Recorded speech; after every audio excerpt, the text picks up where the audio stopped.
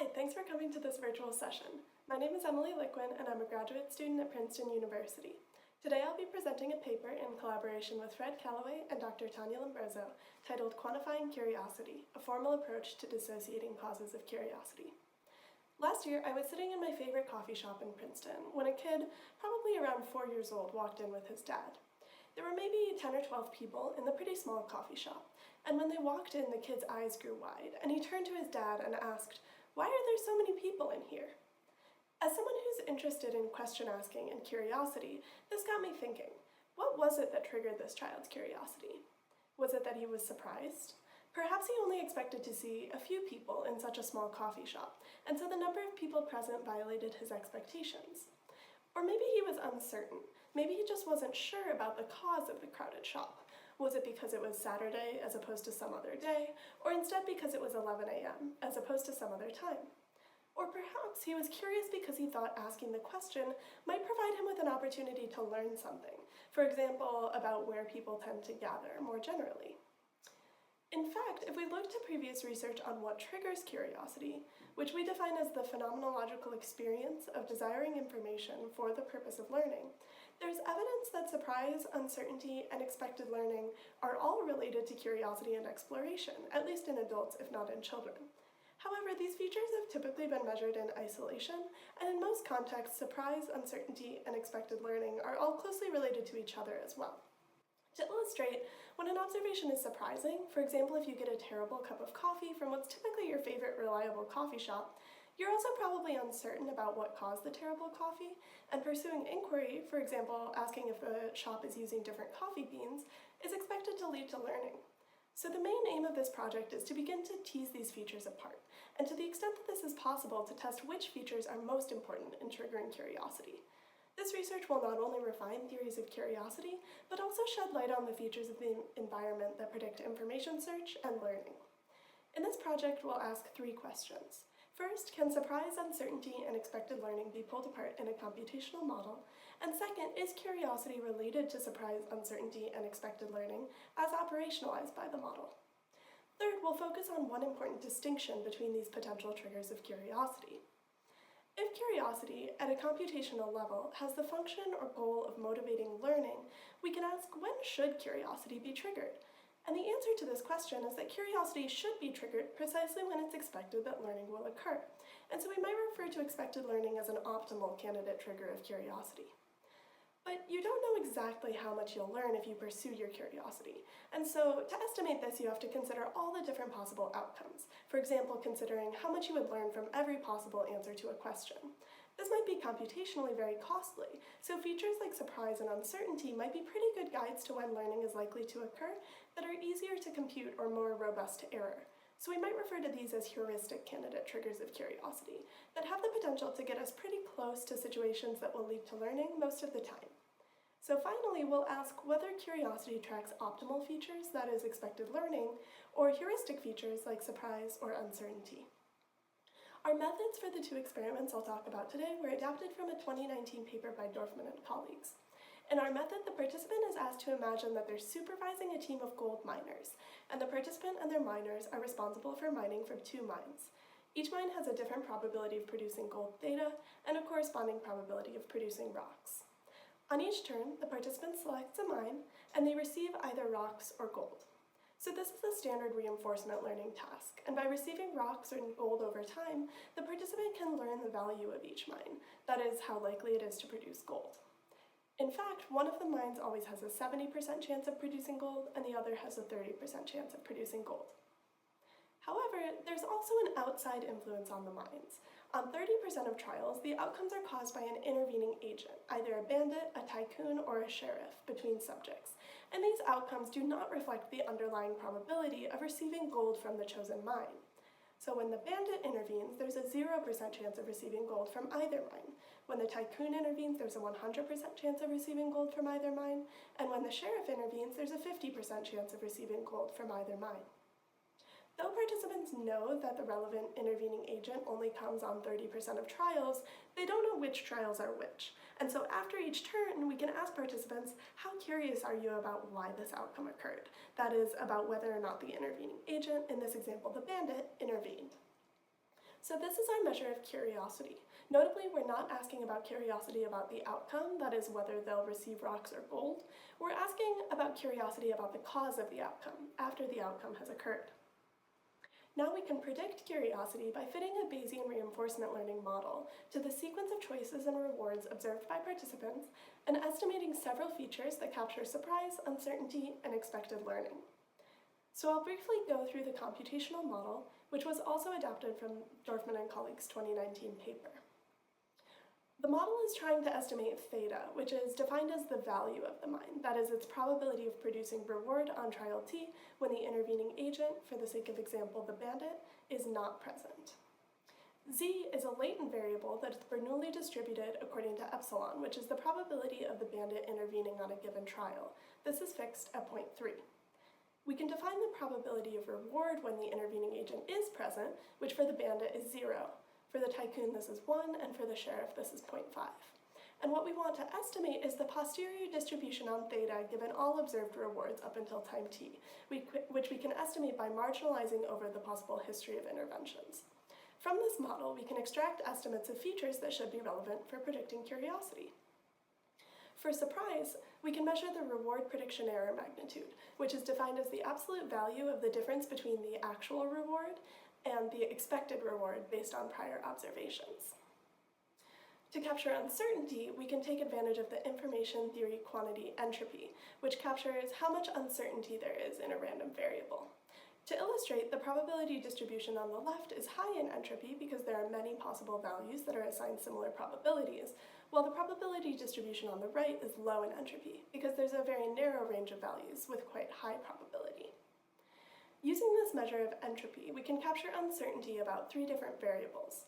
First, about whether an intervention occurred on a given trial, which we'll call query entropy because that's the query that participants actually are rating their curiosity for. Second, what the value of the chosen mine is. In other words, its estimated probability of producing gold as opposed to rocks. And third, which of the 2 mines has higher value, which we're calling choice entropy because beliefs about which mine is better is likely to guide choices between the 2 mines. Then, for expected learning, we can take advantage of another information theory measure, expected information gain. This captures how much entropy is expected to decrease as a result of a particular query. So if you start at a uniform distribution and expect that asking some question will result in much less uncertainty, averaged over all possible answers, this will have higher expected information gain compared to when you expect your question to result in only a moderate decrease in entropy or uncertainty.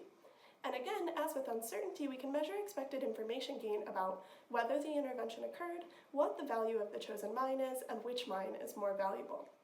In our task, query entropy and query EIG are equivalent. So if you were to find out whether or not the agent intervened, your uncertainty about that query would go to 0. And so the expected information gain is exactly equal to your existing uncertainty.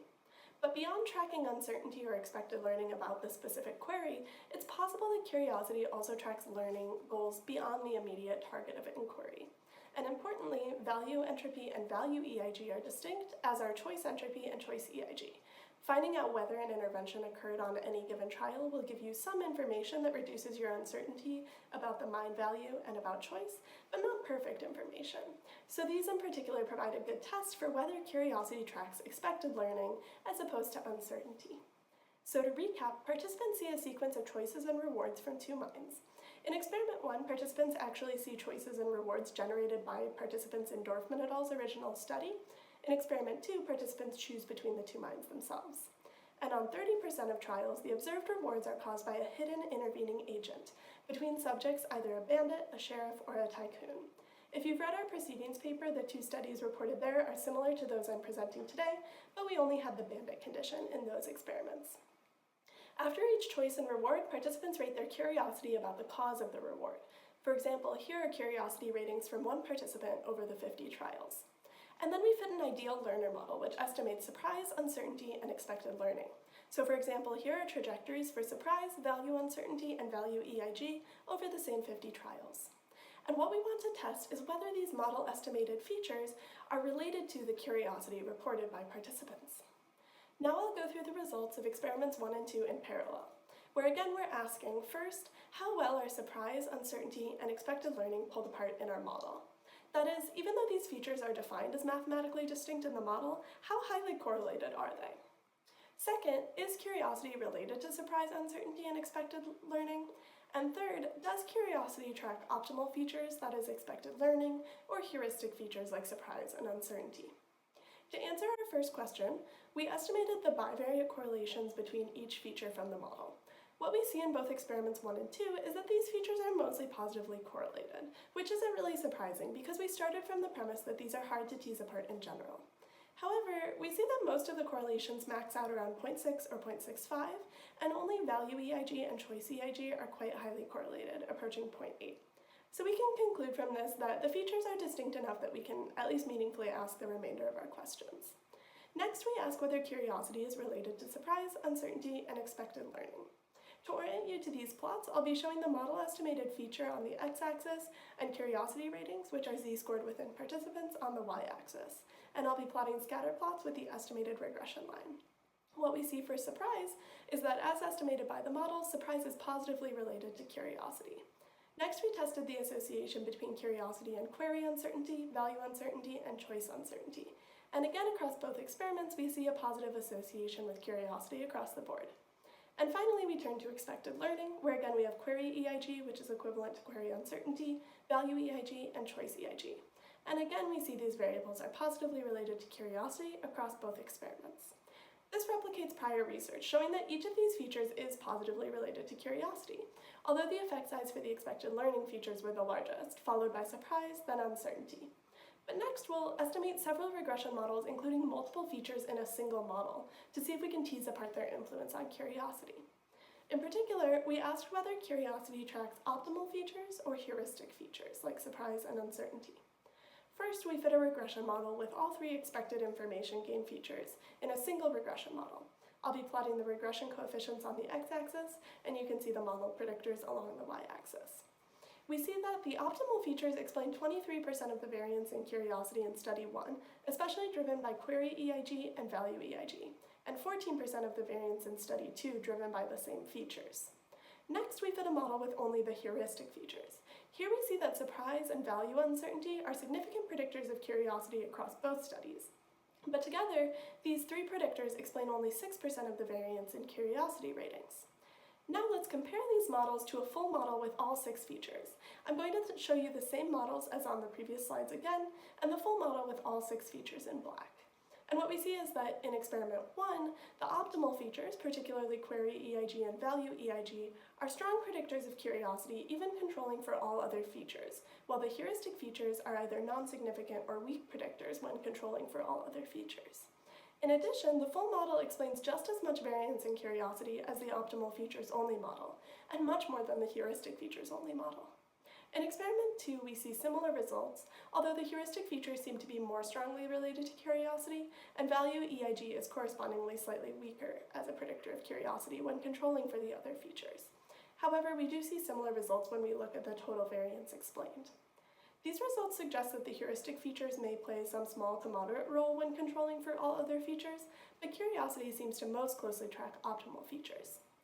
So in summary, we found that surprise, uncertainty, and expected learning can be pulled apart reasonably well in our computational model. We found that curiosity is related to each of these features in isolation, but we also add nuance to our understanding of the triggers of curiosity by showing that curiosity more closely tracks optimal features that capture expected learning, including expected learning about multiple targets, above and beyond heuristic features like surprise and uncertainty. While these studies begin to shed light on what environmental features are relevant for identifying when curiosity, information seeking, and learning are likely to occur, they also leave open many questions that are important as we think about how these results might generalize from the controlled environment of our experiments to the messy, real-world environment that humans face every day. In particular, our participants weren't given any particular goal, but in the real world, individuals often need to use the information they seek for a variety of goals, and so we might ask whether curiosity tracks different features as a result of these informational needs, and we're about to run a new experiment to address this question. In addition, it's important to consider whether there might be contexts in which curiosity instead tracks heuristic features more closely than optimal features, for example, under time pressure or cognitive load, or earlier in development. Hopefully, by answering these questions, we can better understand when curiosity occurs, what goals it serves, and how to trigger it in human learners across the lifespan. Thank you.